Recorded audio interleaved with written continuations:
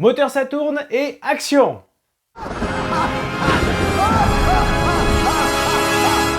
J'adore. Le retour de Alain Chabat dans l'univers d'Astérix est un franc succès.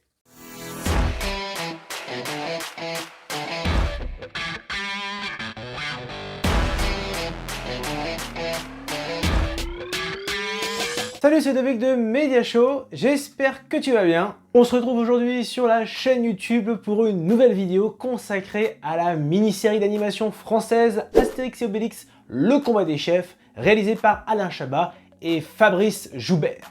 Composée de 5 épisodes de 30 minutes, elle est disponible sur la plateforme de streaming Netflix depuis le 30 avril 2025 et se base sur l'album homonyme d'Astérix sorti en 1966, scénarisé donc par René Goscinny et dessiné par Albert Uderzo. Après le désastre de Guillaume Canet en 2023, qu'en est-il de cette nouvelle adaptation? Verdict d'après séance dans cette nouvelle médiacritique, sans spoiler. Le dernier village indépendant de la Gaule doit sa supériorité face aux Romains à une potion magique, mais lorsque le druide qui la fabrique perd la mémoire, les villageois se retrouvent livrés à eux-mêmes face à la puissance de Rome. Voilà déjà plus de 20 ans que Alain Chabat a réalisé l'adaptation triomphale de Mission Cléopâtre en images réelles. Le temps passe si vite et cette année, son amour pour l'univers d'Astérix revient sur le petit écran avec cette série d'animation tant attendue. Quelle superbe adaptation de la part du réalisateur français qui reprend ici les ingrédients ayant fait le succès de son précédent long métrage. C'est rythmé avec de nombreux rebondissements, c'est drôle avec un humour adapté à notre époque, c'est intelligent notamment avec les anachronismes et c'est également très malin avec les nombreuses références cinématographiques. Mais le plus important, c'est que l'univers d'Astérix et Obélix soit respecté, tout comme celui de la bande dessinée, tout en y apportant bien évidemment quelques nouveautés afin d'offrir une version moderne de l'œuvre. En effet, la fidélité absolue est tout sauf gage de qualité, et ça, Alain Chabat l'a bien compris en s'appropriant le travail de Goscinny et Uderzo. Il leur rend ainsi hommage de la plus belle des manières, sans trahir l'esprit de l'œuvre d'origine, tout comme l'avait fait Alexandre Astier il y a quelques années avec Le Domaine des Dieux. Plusieurs éléments scénaristiques intéressants et non présents dans la bande dessinée sont à relever. Le premier, c'est le personnage d'Obélix qui est davantage mis en avant dans cette histoire, chose qui est assez rare dans les adaptations. En effet, dès le premier épisode, il est au centre de l'intrigue de cette mini-série et cela permet de le connaître davantage, notamment sur sa timidité.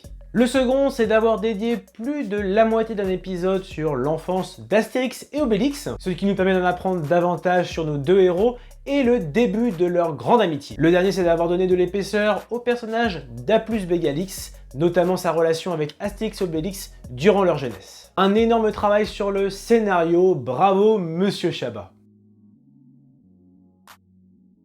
L'animation est magnifique et fluide avec un style visuel recherché, soigné, coloré et qui, à l'instar du scénario, est très fidèle à l'univers de la bande dessinée. Quelques passages sont visuellement marquants tels que la fête foraine, la vue de Panoramix après s'être fait assommer ou encore le tapis rouge faisant référence au Festival de Cannes. Bref, ça fourmille de très bonnes idées et c'est un pur délice. Enfin, les choix musicaux sont tout bonnement excellents et notons également un énorme travail sur le bruitage.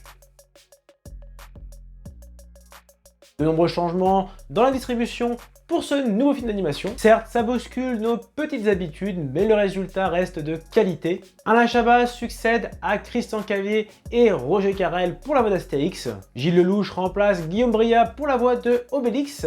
Mais le véritable atout, c'est la voix de Thierry Lhermitte pour le personnage de Panoramix. Notons également la présence de Anaïs Demoustier pour la voix de Metadata, Laurent Lafitte pour César, Fred Testo pour Fast and Furious, ou encore Grégory Gadebois pour Aplus Bégalix. Pour résumer, c'est un retour triomphal pour Alain Chabat dans l'univers de Astérix Obélix 20 ans après Mission Cléopâtre. Cette mini-série d'animation sur Netflix est un véritable succès sur tous les aspects, aussi bien sur le scénario, la mise en scène que la distribution qui s'offre de nouveaux acteurs. C'est pour ça que j'attribue la note de 17 sur 20. Et voilà, cette vidéo est à présent terminée et j'espère qu'elle t'a plu. Si c'est le cas, lâche le pouce bleu, partage ton avis également sur cette mini-série dans les commentaires. Et n'oublie pas de t'abonner à la page Facebook, à la page Instagram, mais également à la chaîne YouTube, sans oublier la petite cloche pour recevoir toute l'actualité de Media Show. Allez, à très vite!